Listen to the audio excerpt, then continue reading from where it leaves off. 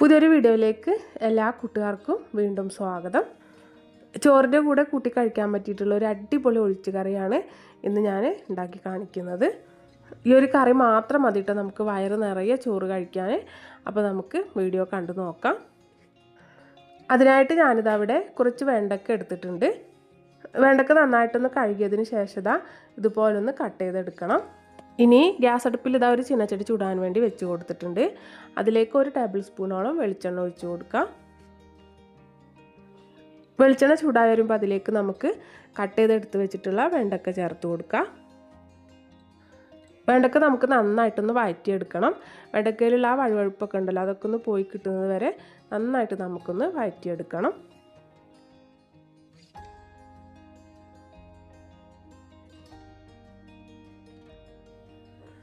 വെണ്ടക്ക ഒരു അര പാകത്തോളം വാടി വന്ന് കഴിയുമ്പോൾ നമുക്കിതിലേക്ക് ഒരു 1/4 ടീസ്പൂൺ ഉപ്പും 1/4 ടീസ്പൂണോളം മഞ്ഞൾപ്പൊടിയും 1/4 ടീസ്പൂൺ മുളക് പൊടിയും ചേർത്ത് കൊടുത്ത് ഒന്നുകൂടെ നന്നായിട്ടൊന്ന് വഴറ്റിയെടുക്കണം.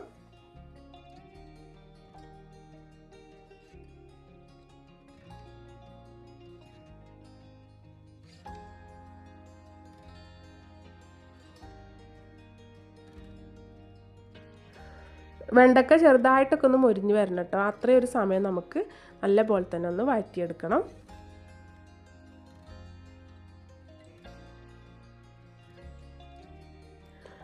ഇതിപ്പോൾ അവിടെ ചെറുതായിട്ടൊക്കെ ഒന്ന് മൊരിഞ്ഞൊക്കെ വന്നിട്ടുണ്ട്.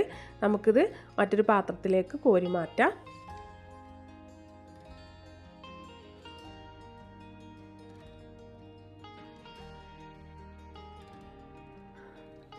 ഇനി ആ ഒരു ചട്ടിയിലേക്ക് തന്നെ നമുക്ക് കുറച്ചുകൂടെ വെളിച്ചെണ്ണ ഒഴിച്ചു കൊടുക്കാം. വെളിച്ചെണ്ണ നന്നായിട്ടൊന്ന് ചൂടായി വന്ന് കഴിയുമ്പോൾ അതിലേക്ക് കുറച്ച് കടുകും കുറച്ച് ചെറിയ ജീരകം ഇട്ടൊന്ന് പൊട്ടിച്ചെടുക്കാം. കടുകും ചെറിയ ജീരകമൊക്കെ നന്നായിട്ടൊന്ന് പൊട്ടി വന്ന് കഴിയുമ്പോൾ നമുക്കിതിലേക്ക് ചെറിയൊരു കഷ്ണം ഇഞ്ചി ചെറുതായി കട്ട് ചെയ്ത് ചേർത്ത് കൊടുത്ത് അതൊന്ന് മൂപ്പിച്ചെടുക്കാം. ഇനി ഒരു 2 വറ്റൽമുളക് മുറിച്ചിട്ട് ചേർത്ത് കൊടുക്കുക. അതിനുശേഷം ഒരു വലിയ ഉള്ളി ചെറുതായി കട്ട് ചെയ്ത് ചേർത്ത് കൊടുക്കുന്നുണ്ട്. ഉള്ളി നമുക്ക് ഒന്ന് വഴറ്റിയെടുക്കാം. ശേഷം നമുക്കിതിലേക്ക് പിന്നെ ഒരു 2 പച്ചമുളക് ചെറുതായി കട്ട് ചെയ്ത് ചേർത്ത് കൊടുക്കുക. കൂടെ തന്നെ 2 തണ്ട് കറിവേപ്പില കൂടെ ചേർത്ത് കൊടുക്കുന്നുണ്ട്.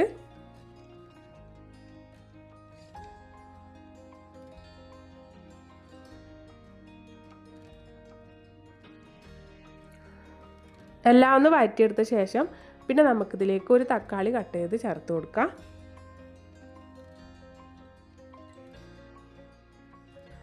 തക്കാളിയൊക്കെ നന്നായിട്ടൊന്ന് സോഫ്റ്റായി വരുന്നത് വരെ നല്ല പോലെ തന്നെ ഒന്ന് വഴറ്റി കൊടുക്കാം. ഇനി ഈ ഒരു മസാലയിലേക്ക് ആവശ്യമായിട്ട് കൂടെ ഒരു 1/4 ടീസ്പൂൺ ഉപ്പ് ചേർത്ത് കൊടുക്കുന്നുണ്ട്. നമ്മൾ ആദ്യം വെണ്ടക്ക വഴറ്റിയെടുത്തപ്പോൾ ഉപ്പ് ചേർത്തതാണ്. അപ്പോൾ അതിനനുസരിച്ചുള്ള ഉപ്പ് ചേർത്ത് കൊടുത്താൽ മതി.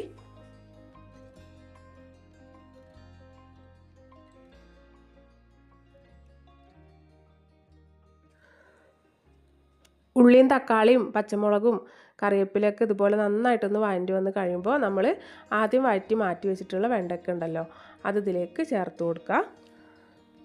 എന്നിട്ട് എല്ലാം കൂടെ നന്നായിട്ട് ഒന്നുകൂടെ ഒന്ന് മിക്സ് ചെയ്തെടുക്കുന്നുണ്ട്.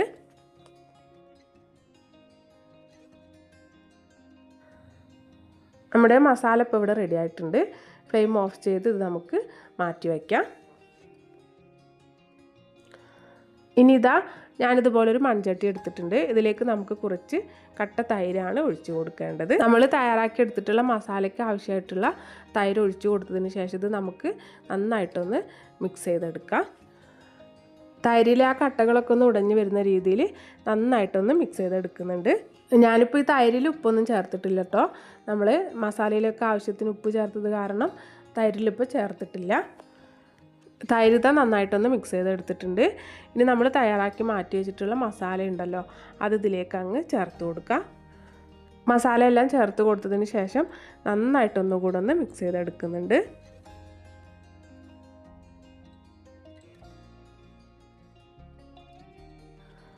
നന്നായിട്ട് തന്നെ ഒന്ന് മിക്സ് ചെയ്തെടുക്കണം കേട്ടോ. ഈ തൈരിൽ നമ്മുടെ മസാലയിൽ ഉപ്പും എരിവൊക്കെ പിടിക്കുന്ന വിധത്തിൽ നന്നായിട്ട് തന്നെ ഒന്ന് മിക്സ് ചെയ്തെടുക്കണം. അപ്പോൾ ഇത്രയേ ഉള്ളൂ കേട്ടോ, നമ്മുടെ കറി ഇവിടെ റെഡി ആയിട്ടുണ്ട്. ഒഴിച്ചു കറിക്കൊക്കെ പകരമായിട്ട് ചോറിൻ്റെ കൂടെ ഇത് മാത്രം മതി കേട്ടോ. ഒരു പ്രത്യേക ടേസ്റ്റാണ് കേട്ടോ ഈ ഒരു കറിക്ക്. ചോറിൻ്റെ കൂടെ കൂട്ടി കഴിക്കാൻ അടിപൊളിയാണ്. എല്ലാവരും ഒന്ന് തയ്യാറാക്കി നോക്കണം കേട്ടോ. എന്നിട്ട് നിങ്ങളുടെ അഭിപ്രായങ്ങൾ അറിയിക്കാൻ മറന്നു പോകരുത്. നിങ്ങൾക്ക് ഈ വീഡിയോ ഇഷ്ടപ്പെട്ട ലൈക്ക് ചെയ്യാനും എൻ്റെ ചാനൽ പുതുതായിട്ട് കാണുന്ന കൂട്ടുകാരൊന്ന് സബ്സ്ക്രൈബ് ചെയ്ത് സപ്പോർട്ട് ചെയ്യാനും മറക്കരുത്. അടുത്ത നല്ലൊരു വീഡിയോയുമായിട്ട് നമുക്ക് വീണ്ടും കാണാം.